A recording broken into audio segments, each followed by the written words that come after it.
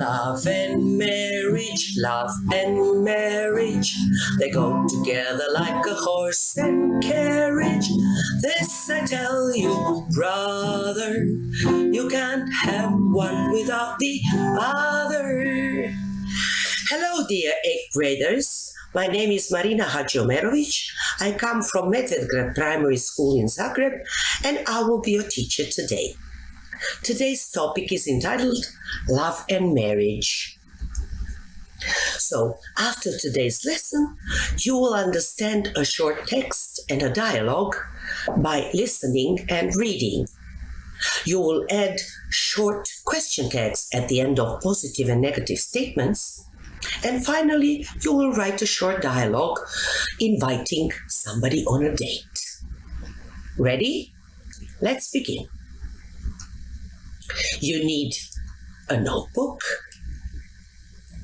a pen or a pencil, and a device with internet connection, your mobile phone, tablet, or PC. This is Patricia. She is our lead person today. And we will need some new words as well. To propose means zaprositi, a bridesmaid means djeveruša, and pushy means nametljiva, nasrtljiva. So, Patricia is Jolene's friend. You have Jolene and Tim in the picture as well. And Patricia is asking all sorts of questions. Listen. Dear Jolene, you're in love with Tim, aren't you? But he doesn't know that, does he? You won't tell him, will you? You met him at Maura's party last year, didn't you? He was still married then, wasn't he? They got divorced 2 months ago, didn't they? They don't have any children, do they? You haven't been dating long, have you? You can invite Tim to meet your parents, can't you? He must also meet your brother Bob, mustn't he? You wouldn't say no if Tim proposes, would you? He likes children, doesn't he? You're thinking of having children, aren't you? You should choose me as one of your bridesmaids, shouldn't you? I'm being too pushy, aren't I? Of course she is. So, these short questions at the end of these sentences are called question tags, like in the game of tag. So you're interested to hear what they are, aren't you?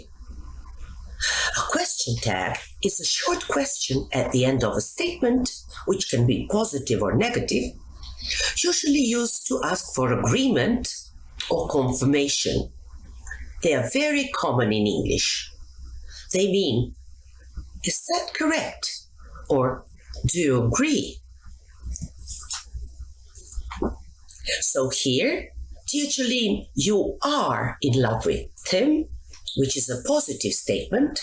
We need a negative question tag, aren't you? So we have doesn't and does. This one is a little bit more difficult. Won't is short for will not, and will. And this one is the most difficult. We don't have a helping verb here, met, the simple past tense, so we need the helping word didn't. Was becomes wasn't. Got, again, didn't. Don't, do. Haven't, have.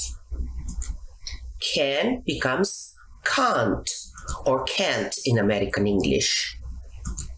Must becomes mustn't. Be careful with the silent T. Wouldn't becomes would. This one is also a little bit more difficult. Likes, just the main verb, and the ending S in the third person singular, so we need doesn't. Are becomes aren't. Should becomes shouldn't. And the last one is also very difficult. I'm being too pushy. It's not, am I not? It's, aren't I? And it usually comes in our English competitions. Okay, so here, after listening and reading the text about Patricia asking Jolene some questions, decide whether A, B, or C is correct. You can write it into your notebooks and pause the video, of course. And here come the answers. Jolene's friend Patricia is be assertive. It means the same as pushy. Jolene has got a brother, and Tim is divorced. They speak about his ex-wife. As for the sentence stress, the sentence intonation, if you already know the answer, the intonation of the question tag goes down. If you don't know the answer, or if you're not sure, the intonation goes up.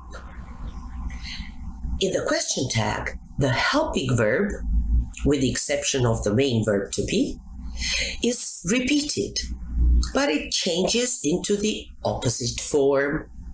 So here are the rules. A negative statement has a positive question tag, like they can't swim, can they? Which is easier because in all negative statements, we have helping verbs already. If the sentence or the statement is positive, then we use a negative question tag. Your favorite color is yellow, isn't it? And of course, these are the most difficult examples because there is no helping verb in the present simple and the past simple. So we need to call the helping verb do, does, and did to help us. They become don't, doesn't, and didn't. Okay, now over to you. Here's a conversation between Tim and Jolene, who meet at the bus stop. Listen to the dialogue and fill in the missing question tags. Hi, Tim. You're going to work? Yes, and you? I'm going to the hairdresser's. Then we have to go somewhere to show off your new hairdo. What do you have in mind? Let's go to the cinema on Saturday evening, shall we? What's on? I know you love adventure films with a touch of romance. How nice you've remembered. Why don't we go dancing instead? It's even more romantic. That's a good idea. A new rock club opened a week ago close to my place. Shall I pick you up at 9? Sure. I'll wear that red dress you gave me for my birthday. That would be great. But you'll call me tomorrow. Of course I will. Where's that bus? It shouldn't be late. It will be here in 2 minutes. Okay, so you need 3 question tags here and another 3 question tags here. You can stop the video and go back to check. Ready? Let's check in the key. So these are the missing question tags. Aren't you? Don't we? Don't you? Isn't it? Won't you? And should it? I hope it wasn't too difficult. And in this dialogue, you heard some invitations and suggestions. Here are some other examples of the same thing. For example, let's dance. Shall we? Shall we have a drink? Why don't we? Why don't we ask DJ to play our song? Finally, your last task. over to you is to make a short dialogue asking someone on a date. You have to use the above expressions. So pause the video and write a short dialogue. Invite somebody, your secret love, on a date.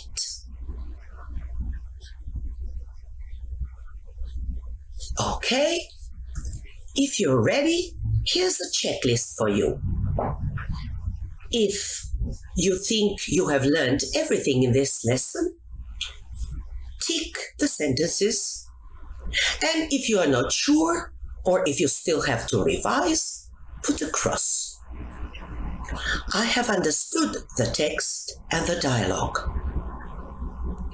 I can add question tags to different statements, positive and negative.